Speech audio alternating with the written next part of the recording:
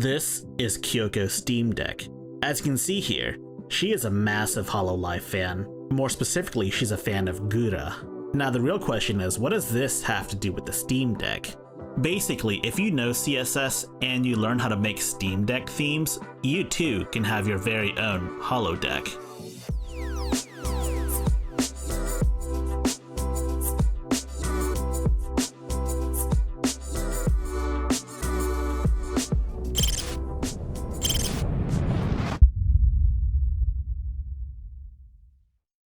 You will need the following: a Steam Deck, a Chromium-based browser, something to edit code on, CSS skills, and lots of coffee. Do this at your own risk.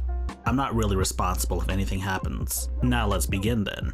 First, you'll want to enable developer mode. You can find this under system settings. So you'll want to scroll all the way down to developer options. Don't worry, this isn't very scary. What you'll want to do is enable CEF remote debugging. You'll need this for both the plugin loader as well as Chrome remote debugging. As you may have guessed, the Steam Deck's UI is nothing but a website, and the UI is built on Chromium technology.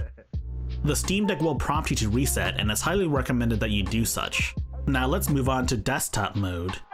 Once in desktop mode, you'll want to launch the console app, and then you'll want to type in this command to create a password. If you've already created a password, you don't need to do this step, but if you haven't, you should make one. This step is absolutely crucial if you want to do anything in the command line. Don't worry, it looks like you're not typing anything in, but trust me, a password is definitely being typed in. Nextly, while in console, you will want to type in this command right here. This here will install the plugin loader. The plugin loader is more or less a framework for plugins, and for our use case, we're going to be using it to theme our Steam Deck.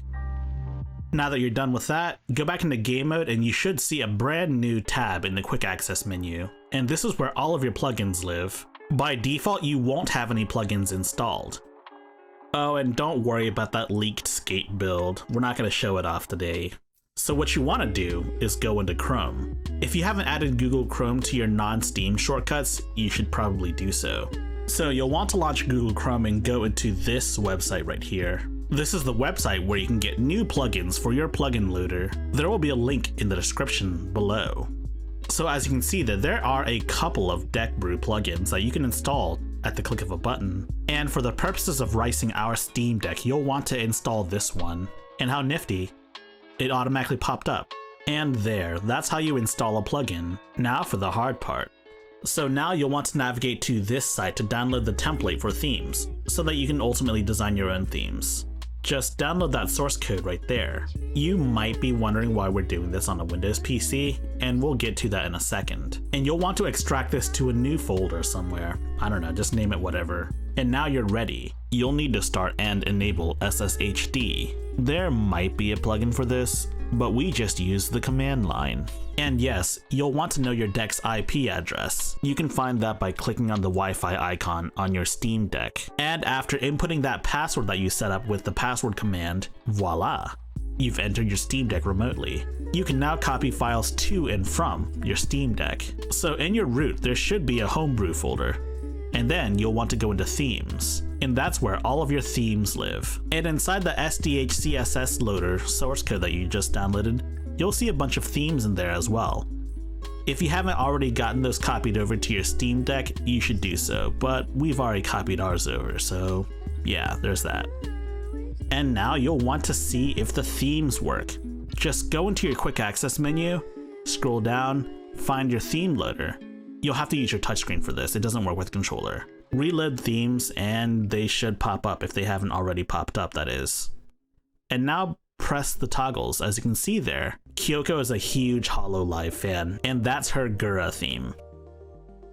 So we're just gonna duplicate one of these original themes and we're gonna make our own theme out of it. We're gonna call this one the high-tech lowlife theme. Okay, Kyoko, I see you've pimped out your VS Code as well. So you'll want to select the folder that contains your entire new theme. As you can see there, we selected the HTLL theme folder, and there's a couple of files in there that you can edit, like the themes.json file, and you'll want to name the theme whatever you want. we're gonna name it High Tech Low Life. She didn't capitalize it correctly. Whatever, I guess. And you'll want to go into the shared.css file right there. And while VS Code is still open, you'll want to copy the High Tech Low Life theme over. Refresh and enable the new theme that you just copied over. Now you might be wondering why we're going through all this effort now when we've changed very little. Well, you'll see in a second. Now you'll want to blast some music in your ears. And as you can see there, Metal Gear Rising is a pretty good choice. And now, this is where all the magic begins. You'll want to launch Google Chrome and navigate yourself to this URL right here. Click on the button that says configure and add the IP of your Steam Deck with the port 8081. And as you can see there are quite a few elements that you can inspect. Like let's inspect SP, and there you go. That's your Steam Deck right there. And you can, in real time, modify the CSS from the comfort of your own computer, whatever computer you use to typically code or whatever. If you're familiar with CSS, a lot of this stuff is very familiar. And as you can see there, we're just gonna make a few changes right here, and we're gonna make another change right there. And look at that, 69%. Nice. So why did we do things this way? Well, the truth is that none of the stuff that you do in here is permanent. It's a non-destructive way to check changes in real time.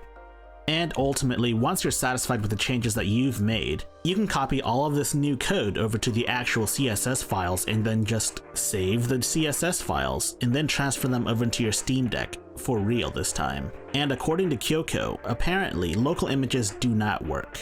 I should also mention that you can modify your lock screen as well as your keyboard theme if you so desire. And honestly, given you have full reign over this so-called website, you could make more extreme changes if so desired. We might be in the process of doing so.